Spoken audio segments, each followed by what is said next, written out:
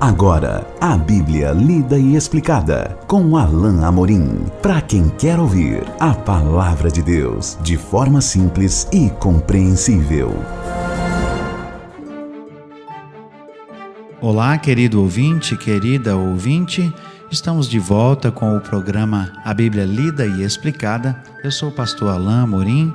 Nós continuamos juntos o nosso estudo no Evangelho de Marcos, no capítulo 4. Hoje veremos juntos os versículos 21 a 25, outra parábola, a parábola da candeia. Leia comigo e acompanhe então a leitura da bendita palavra de Deus. Também lhes disse: vem porventura a candeia para ser posta debaixo do alqueire ou da cama? Não vem antes para ser colocada no velador? Pois nada está oculto, senão para ser manifesto, e nada se faz escondido, senão para ser revelado. Se alguém tem ouvidos para ouvir, ouça. Então lhes disse: atentai no que ouvis. Com a medida que tiverdes medido, vos medirão também, e ainda se vos acrescentará. Pois ao que tem, se lhe dará, e ao que não tem, até o que tem lhe será tirado. Algumas Bíblias trazem no início desse trecho o título, a parábola da candeia. Alguns outros autores veem esse trecho dos versículos 21 a 25 como afirmações soltas de Jesus que tem a ver com a questão do fruto. Nós aqui vamos tratar, como nós temos na nossa Bíblia, que estamos usando aqui, como parábola, porque de uma certa maneira o fato de que Jesus deseja que o nosso fruto aconteça, ele também deseja que esse fruto seja visível, ou seja, ele quer que nós produzamos fruto e que esse fruto seja aparente, ele apareça e ele faça diferença. Assim como uma pessoa pode comer o fruto de uma árvore e se satisfazer, se saciar a sua fome, também de igual modo Jesus parece indicar aqui, claro, que ele deseja que o fruto produzido na nossa vida, que o fruto produzido na vida das pessoas que estavam ouvindo aqui fizesse diferença. Por isso ele traz aqui justamente duas perguntas, sendo que a primeira tem uma resposta esperada de não e a outra uma resposta positiva. Veja que o texto começa assim dizendo: vem porventura a candeia para ser posta debaixo do alqueire ou da cama? A candeia aqui é uma espécie de lamparina. É óbvio que a resposta aqui é negativa. A gente não acende uma lamparina ou uma vela com a intenção de que ela ilumine o local onde estamos e colocamos imediatamente essa lamparina debaixo de um móvel ou debaixo da cama. De maneira alguma. Se assim fizermos, a lâmpada não vai servir de nada, não é? Por óbvio, a resposta positiva da segunda pergunta é o comum. Não vem antes para ser colocada no velador? Nas casas antigas em casas em que não há energia elétrica, hoje certamente há exceção, não é? Mas antigamente isso era muito comum. As lamparinas a querosene eram colocadas num lugar que era feito numa parede, no alto de algum cômodo, que era chamado de velador. Ou seja, era um lugar onde se colocava a lamparina e ela trazia então a iluminação para todo aquele cômodo, para a sala ou para a cozinha. Isso era comum em fazendas, em casas antigas onde não havia energia elétrica. Essa é a ideia aqui. Jesus está afirmando que a candeia é colocada no velador para que todos tenham acesso àquela luz e ela possa então realmente servir o seu propósito. E aí Jesus então traz a continuação do que ele quer ensinar. Pois nada está oculto, senão para ser manifesto, e nada se faz escondido, senão para ser revelado. E ele complementa: se alguém tem ouvidos para ouvir, ouça. Essa é a fórmula que Jesus usa com bastante frequência para trazer o sentido espiritual àquilo que ele estava propondo.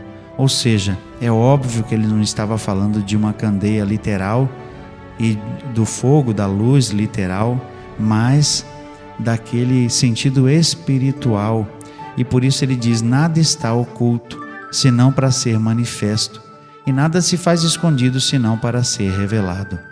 Se com a parábola do semeador Jesus fala da questão dos corações que devem dar fruto e do fato de alguns corações não darem fruto como desejado, aqui Jesus quer que esse fruto permaneça.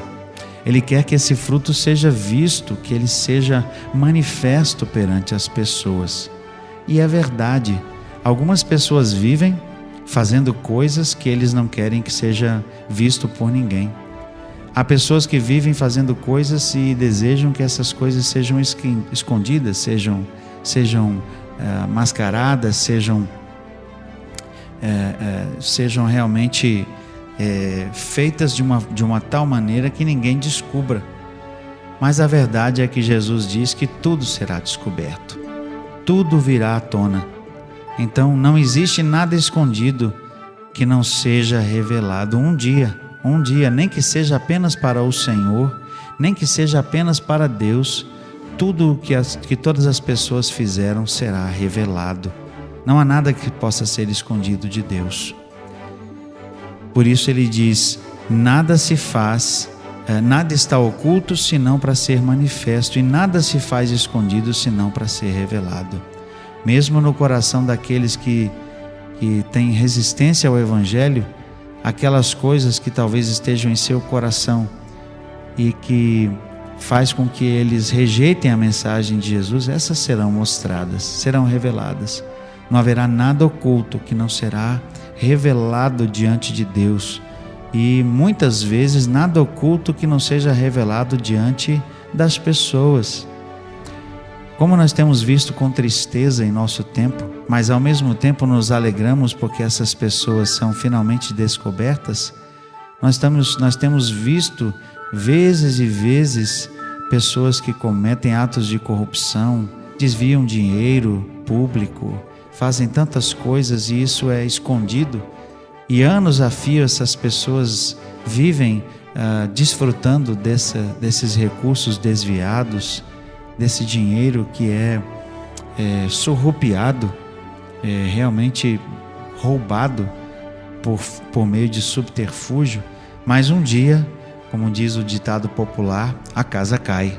Um dia a verdade é descoberta e essas pessoas então pagam pelo que fizeram. E ainda que isso não seja descoberto aqui, certamente será descoberto um dia perante Deus. Por isso ele diz: não há nada que se faça que seja escondido, que não seja revelado. E ele então alerta: se alguém tem ouvidos para ouvir, ouça. E disse mais ainda no verso 24: atentai no que ouvis. Ou seja, Jesus quer que as pessoas ouçam e que entendam, que prestem atenção naquilo que ele está dizendo. Por isso ele complementa: com a medida que tiverdes medido, vos medirão também, e ainda se vos acrescentará. Ao que tem, se lhe dará, e ao que não tem, até o que tem será tirado. Jesus está aqui falando da questão do fruto e da própria postura das pessoas com reação a esse fruto. Pessoas que ouvirem, que derem ouvido, ou seja, que estiverem atentas e ouvirem de bom grado, esses serão aqueles que vão acolher e vão frutificar. Ou seja, quando nós pensamos no que Jesus disse aqui: com a medida que tiverdes medido, vos medirão também. Se essas pessoas ouvirem de bom grado, se elas passarem a dar ouvido e a estender então graça e misericórdia, e passarem a avaliar as outras pessoas de maneira diferente. O nosso autor aqui, o William Hendrickson, até fala da questão do uso da misericórdia, da graça. Se as pessoas agirem com graça e com misericórdia com relação aos outros, também vão colher essa mesma graça e essa mesma misericórdia. Mas, se o contrário for a verdade, se o que eles têm é tão pouco, isso vai ser tirado. O verso 25 diz isso: ao que tem se lhe dará, e ao que não tem, até o que tem lhe será tirado. Muitas vezes algumas pessoas pensam que são melhores. Algumas pessoas experimentam talvez algum nível de bênção de Deus e logo se ensoberbecem. E essas pessoas, infelizmente, o texto diz que de forma clara, até isso que elas pensam que têm, até isso que elas pensam que são, será tirado delas. Portanto, Jesus diz que há uma responsabilidade também naqueles que produzem o fruto. Há também uma responsabilidade de que, ao produzir esse fruto, essas pessoas não mudem a sua atitude e não pensem que são melhores que outras, e não comecem a ser pessoas que vão julgar os outros, pessoas que vão, na verdade, olhar os outros de forma diferente, porque os fariseus faziam isso. Os fariseus julgavam que, pelo seu conhecimento da lei, eles eram melhores que outros. Aqui Jesus está trazendo o alerta. Não é o fato de sermos pessoas que produzimos fruto a 30, a 60 e a 100, que vamos de repente então nos achar melhores que outros. Porque a verdade do verso 25 se aplicaria então para pessoas assim: ao que tem se lhe dará. Inclusive a segunda parte do verso 24 diz assim: e ainda se vos acrescentará. Ou seja, uma pessoa que é abençoada por Deus e que recebe essa bênção e que multiplica o fruto em seu coração, essa pessoa será ainda mais abençoada. Por óbvio, nós temos aqui por implicação o fato de que aquela pessoa que é abençoada, ela compartilha a sua bênção. Paulo parece indicar isso quando ele fala justamente da lei da semeadura, porque uma pessoa que é abençoada por Deus, com bens, com posses, deve se lembrar que Deus está fazendo isso para que ela possa compartilhar e não simplesmente ajuntar para si. É isso que é realmente algo que Deus deseja na vida daqueles que têm abastança de bens, por exemplo. Então, aquilo que tem será acrescentado. Jesus dará muito mais bênçãos com aquela pessoa que tiver e compartilhar. Mas aquele que acha que tem e que começa a pensar que é melhor que outros, para ele a verdade da segunda metade do verso 25 então se aplica: ao que não tem, até o que tem lhe será tirado. Àquele que acha que é especial, que acha que tem alguma coisa, até o que ele acha que tem será tirado. Que Deus te abençoe. Nós chegamos ao final aqui desse trecho. No nosso próximo encontro continuaremos com outra parábola aqui mencionada por Marcos no capítulo 4. Até lá então, que Deus abençoe a sua vida. Acesse agora nossa plataforma e baixe os podcasts www.rede316.com.br. A Bíblia lida e explicada com Alain Amorim.